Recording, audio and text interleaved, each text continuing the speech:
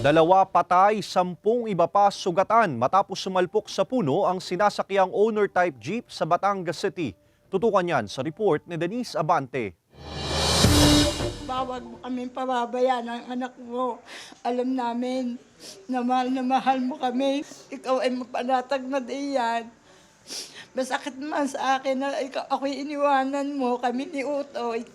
Papakatatag ako, papawalang-alang sa anak natin. Nagluluksa ang 61 anyos na si Teodora Gico matapos mamatay ang asawang si Teodoro Gico, 59 anyos, isang barangay tanod at residente ng barangay San Miguel, Batangas City matapos maaksidente ang sinasakyang barangay patrol sa bahagi ng sitio Tanlayag kahapon ng umaga matapos ang isinagawang community service. Halos mahati ang owner-type jeep na sinasakyan ng 12 mga barangay tanod at community helper. 2 ang namatay habang 10 ang sugatan.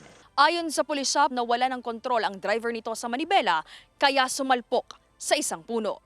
Posible po na siguro huli na para makontrol niya yung manibela. Nawalan ng kontrol, tumama po ito sa magkatabing puno ng mahogany.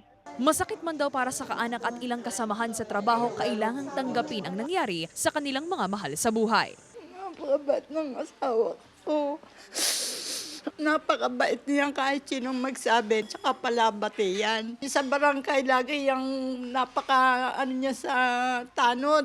Talagang pagdamay, pakikidalamhati na lang muna. Hindi naman namin pinabayaan. Last minute talagang kami ay nandoon. Ang Pangulo talagang inassist niya yung mga tao. Nakalagak na rin sa kanilang tahanan sa kaparehong barangay ang isa pang namatay na biktima. Nakalabas na raw sa pagamutan ang 5 sa mga sugatan habang nagpapagaling pa sa ospital ang 5 pa. Sinisika pa ng GMA Regional TV Balitang Southern Tagalog na makipag-ugnayan sa pamilya ng iba pang mga biktima para sa kanilang pahayag. Paalala naman ng pulisya, Bago po tayo magmaneho ng sasakyan ay kailangan tiyakin muna natin, checkin muna natin yung ating blow baggage sa ating sasakyan para masigurado na ligtas po yung magmamaneho, yung kasalubong at saka yung mga sakay po nito. Katulad po noon, dahil medyo kalumaan na po yung sasakyan, maaari siguro na merong mga depekto na yung sasakyan. kasama si J. Arman Harris, Denise Abante, Balitang Southern Tagalog.